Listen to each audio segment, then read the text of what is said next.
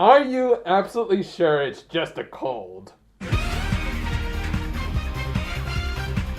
After a very ominous cold opening, the episode proper opened on someone taking a bunch of pictures of the Mohodo. I guess that's all going on their Insta or whatever the kids call it these days.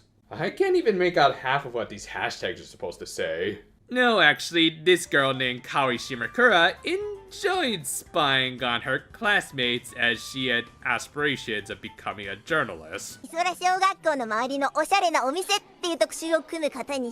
Well, should figure Mimi's influence would have turned Palmon into a paparazzi. No, unfortunately, in this world, she was stuck with this wannabe princess. Well, okay, to be fair, she does have a point. Rules are rules, and as long as she's doing this from a non-biased and fair position. Or is she just doing this because she's a total bitch? I don't even want to bring up what she does in Moto.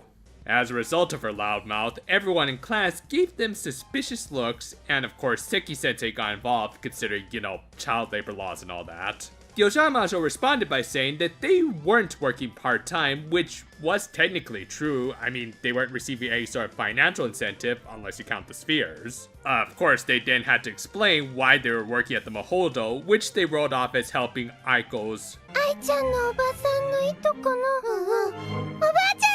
Okay, major correction here with the subtitles. Hazuki actually said her aunt's cousin's grandmother, because if it's just her aunt's niece, then that's just a first cousin or even a sibling, and either scenario, that would mean they share the same grandparent.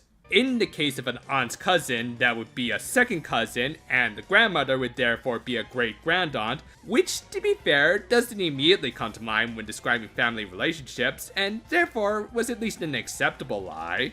It's especially bad when you consider it makes Hazuki look dumb in spite of being the brains of this team. Seki-sensei didn't believe them for a second, but played along, and even backed them up when they went to see the principal and vice principal. The latter was, of course, your stereotypical uptight brown-noser. Though I guess it could be worse. Much worse. As a result, the principal accepted their story, but not so much the VP as we'd see later. In the meantime though, Lil Miss Drills here was ecstatic at the idea of getting her classmates in trouble. Oh, I love Karma so much. And yeah, there was some implication that Kotake did that on purpose, which I want to prove of physically harming classmates, but still points to this kid for standing up. Anyway, the Ojamajo were able to share their clean slates with their classmates, but they weren't out of the woods just yet, as the VP wanted to meet her great-grandaunt. Rika heard all this, and of course wanted to butt in yet again.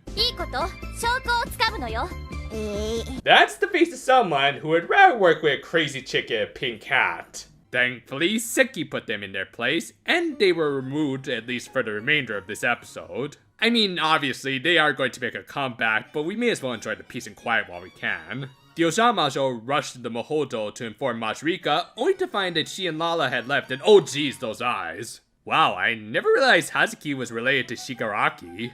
Anyway, Lala and Majurika had left to go to a hot springs in the witch's world. The trio naturally panicked.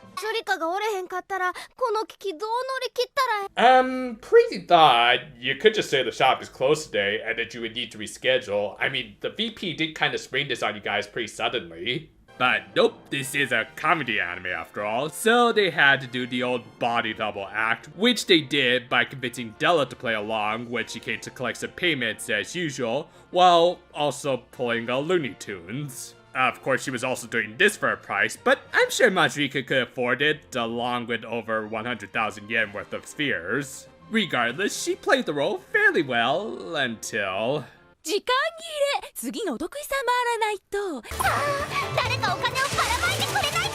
Of course, they then decided to use some magic to transform Doremi into the elderly looking Della, while Aiko kept the teachers busy.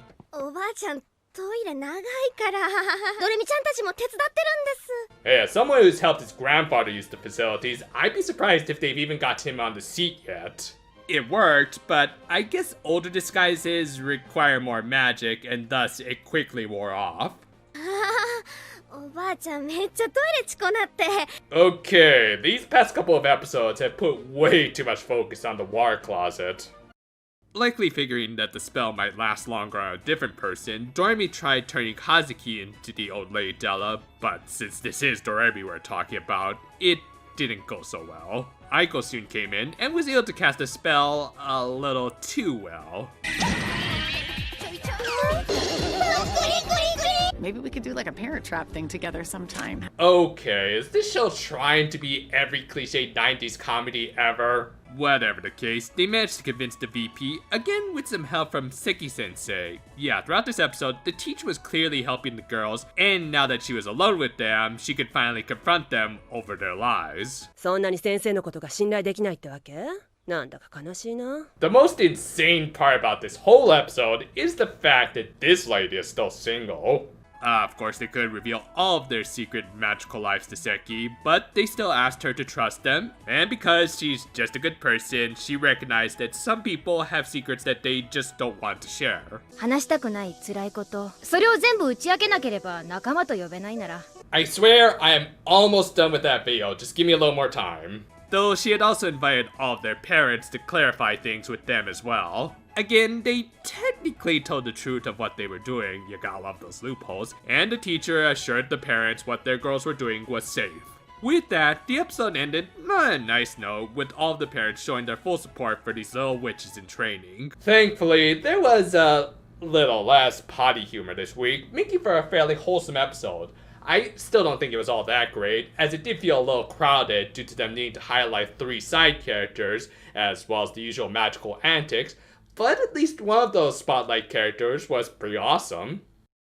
Amongst all of the episodes I reviewed so far, I'd probably call this the most cartoony episode I've seen. From Della's entrance and exit to just the whole body double plot with a Bugs Bunny level disguise. As a result, I thought the comedy of this episode was okay. I mean, as a 90s kid, I do have kind of a soft spot for this sort of comedy, but I also have to admit, it's a little cliched and predictable. Still, at least the resolution was nice, with their families giving approval to work at the Mahodo in spite of how much they tried to hide it from them up until now. It's a good lesson that shows that no matter how much you try to lie, eventually some form of the truth will come out. Obviously not all of it has, but enough to show that in hindsight, the Ojamajo probably should have trusted their friends and family a little more. This was all delivered by Seki-sensei, who was the definite highlight of this episode as a fairly cool and very reasonable adult side character. Honestly, I kind of wish we had gotten a little more focus on her, as unfortunately she had to share screen time with these two.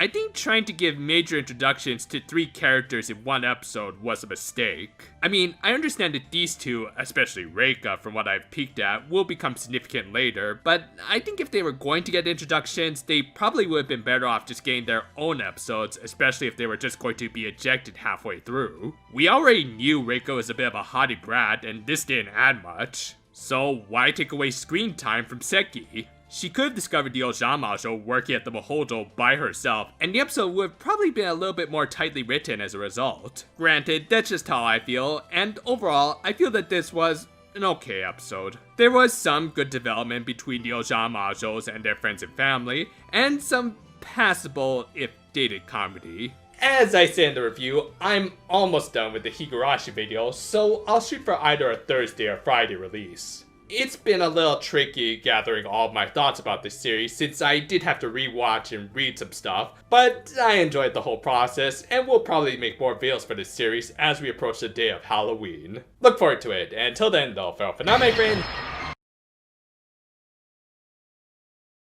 Oh, hey Chris, thanks for covering for me this week. Why don't you get yourself some well-deserved rest? I'll handle the rest of this video.